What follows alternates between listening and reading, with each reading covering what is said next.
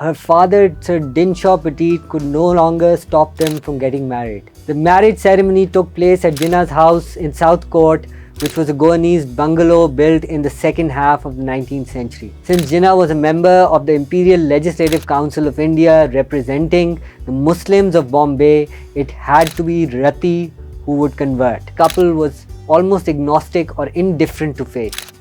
Ruttie was supposedly given the Muslim name Mariam. To be sure, Jinnah was always a disciplined drinker, never imbibing more than necessary, but he certainly did not share his co-religionist fervor for dietary restrictions. Even in terms of dressing, Ruttie was the farthest thing from the stereotype of an Indian Muslim wife. She wore low-cut dresses and saris of her own design. Certainly the age difference that was inconsequential in 1918 seemed to have become more apparent with Jinnah nearing 50 and more concerned with politics and law than romance or sex. Jinnah's 20s, his father Poonja Jinnah died, leaving the responsibility of his siblings to him at a relatively early age. While Jinnah married off his sisters Shiri and Mariam, he had a special affection for his youngest sister Fatima. He would not have her go through the same old traditional cycle of marriage and domesticity. So when we talk about Jinnah and his life, it's important to look at the women in his life. The three women I talk about in particular in the book are his sister Fatima, his wife Ruttie, and his daughter Dina. All three of these women left an indelible mark on Jinnah and his life story, as it were. When we talk about Ruttie, for example, one of the things that had attracted Ruttie to Jinnah was his liberal, secular, Indian nationalist outlook. Attracted 16-year-old Ruttie to Jinnah, who was more than 24 years her senior.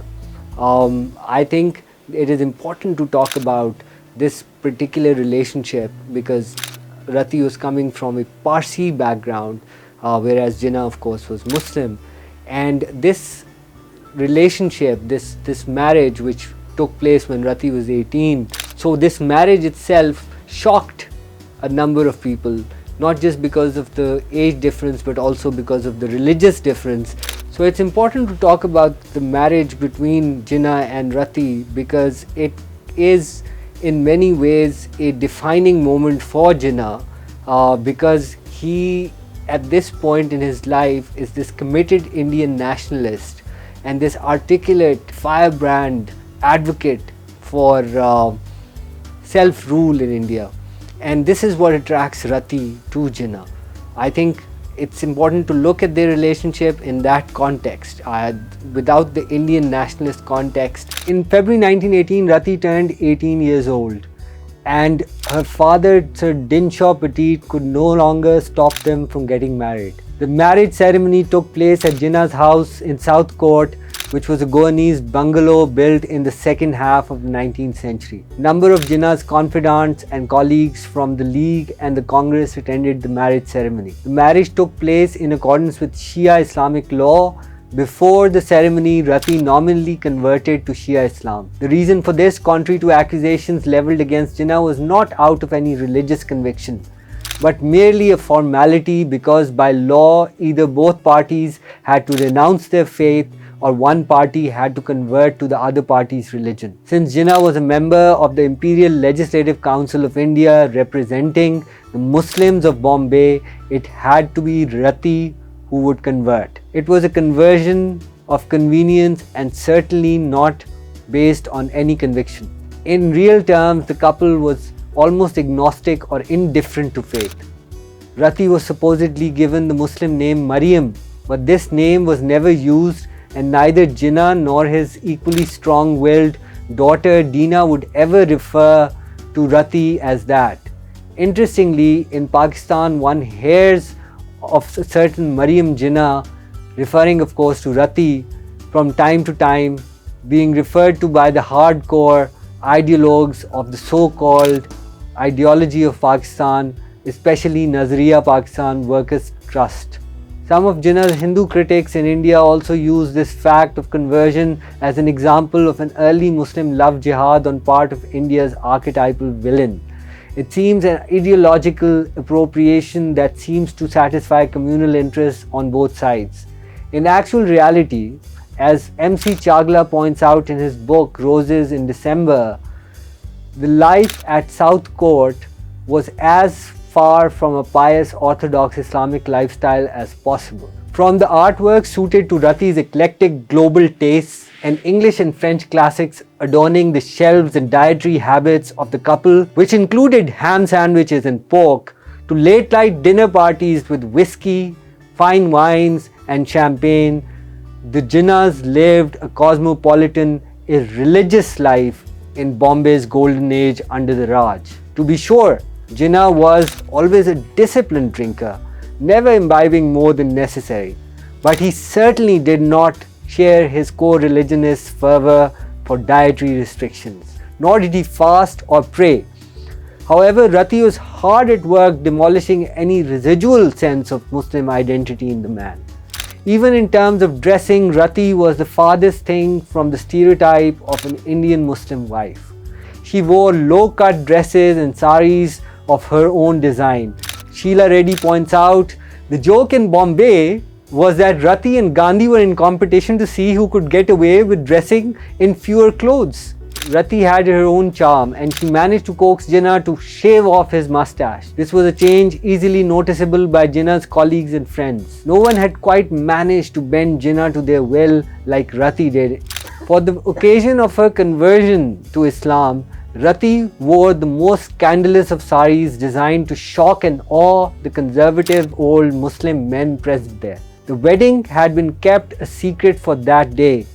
However, the next day, Bombay Chronicle carried a news item mentioning the marriage between Mr. Jinnah and Ruttie. It had been carefully planned to the last detail by Jinnah and probably came down on his father-in-law like a ton of bricks.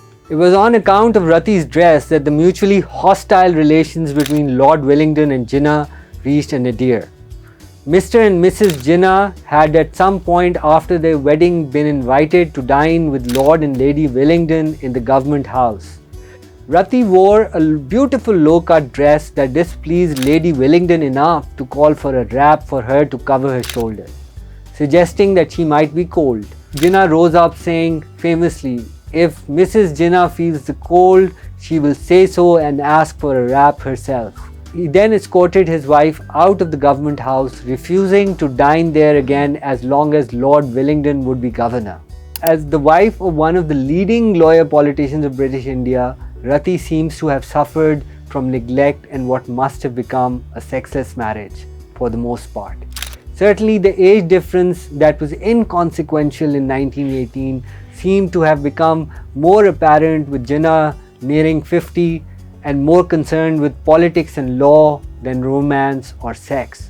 Young Ruttie had been suffering from depression and had made trips abroad, especially in France, where she had seemingly fallen to the needle and become an addict.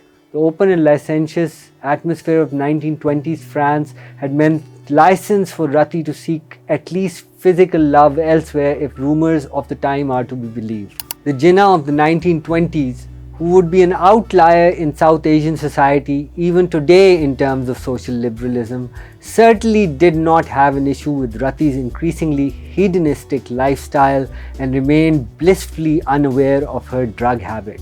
The couple had steadily drifted away even though they continued to be very much in love.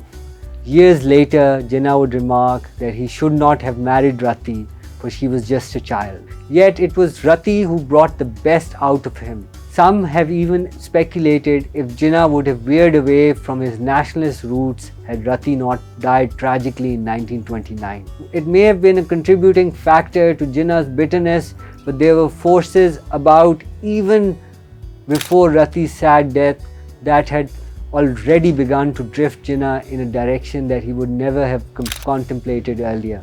Her death, supposedly brought about by a bad case of colitis, might in fact have been a suicide. Here we must also take a segue into his relations with his siblings. In Jinnah's 20s, his father Poonja Jinnah died, leaving the responsibility of his siblings to him at a relatively early age. while Jinnah married off his sisters Shiri and Maryam, he had a special affection for his youngest sister Fatima. He would not have her go through the same old traditional cycle of marriage and domesticity. Fatima was sent to a Christian boarding school, an unusual decision to even the Khoja community, which was considered more advanced than other Muslims. Indeed, Jinnah faced great opposition from orthodox members of the Shia Khoja community and from Muslim community at large. This shows how Jinnah was cognizant of the sheer injustice meted out to Muslim women by the orthodox. As a product of British liberalism emanating out of the Age of Enlightenment, Jinnah understood that for progress to be made, women had to play an equal role in national and community development. While the Hindu community already had its share of reformers, his community lagged in terms of reform of education and modernity. He was painfully aware of this fact. Fatima was to receive the best education available for young women in India. No other Muslim leader had the vision or foresight to invest in education of young women.